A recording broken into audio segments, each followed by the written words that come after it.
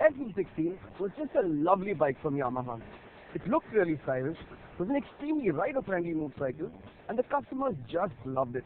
Now for 2017, Yamaha has given these FZ fans something more to look forward to. The 250cc FZ25. Even a quick glance at the FZ25 will confirm that it belongs to the FZ family. It has that same muscular, hunkered down design that helped the FZ16 win so many hearts, although there is a new sense of maturity to it.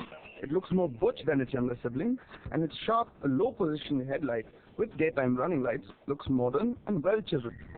And yes, it does get the automatic headlight on feature. The rectangular, all-digital instrument cluster has a rather minimalistic feel to it.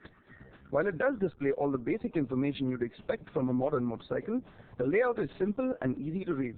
It does miss out on a gear position and shift indicator. The tank on the FZ25 is reminiscent of the FZ16, but with a beefier shape to it. The large tank shrouds at the front really add to its forward-biased design aesthetic. At 795 mm, the seat height is quite a comfortable one, which is good news for shorter riders. And the spacing of the foot pegs and pedals is quite comfortable.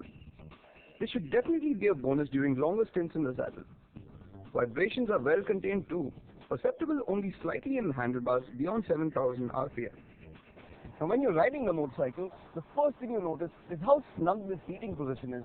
There's a slight lean into the handlebars, but it's nothing too aggressive.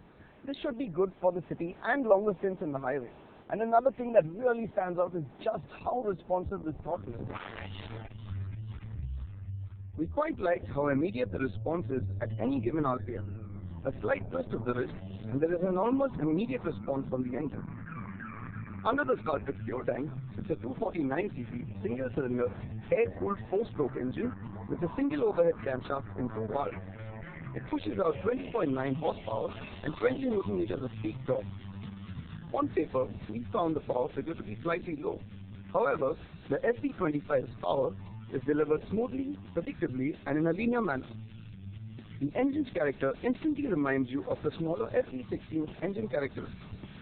The torque delivery is quite satisfactory, ensuring good performance in the urban crawl. And engine refinement levels are up to Yamaha's mark. This engine is mated to a 5-speed gearbox that shifts crisply and precisely. The suspension setup consists of 41 mm telescopic forks up front and a monoshock at the rear. It is a slightly stiff setup, so bumps at higher speeds aren't particularly well absorbed. But on the flip side, its high speed and cornering stability benefit from this. The FZ25 gets a diamond chassis that unfortunately is not provided with the structural agility of some of its rivals. That isn't to say that it's sluggish, but directional changes happen in a more relaxed manner. Braking is provided by a 282 mm disc in the front and a 220 mm disc at the rear, and it's quite effective. Overall ride quality on the FZ25 is reasonably good.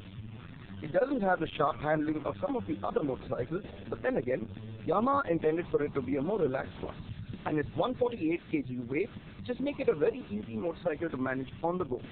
So in all essence, it seems like the FZ16 has matured a bit. It has got a bit more power, and it's still as rider-friendly as before. It should be a nice bike to ride in the city, and wouldn't have any complaints if you decide to take it out on the highway.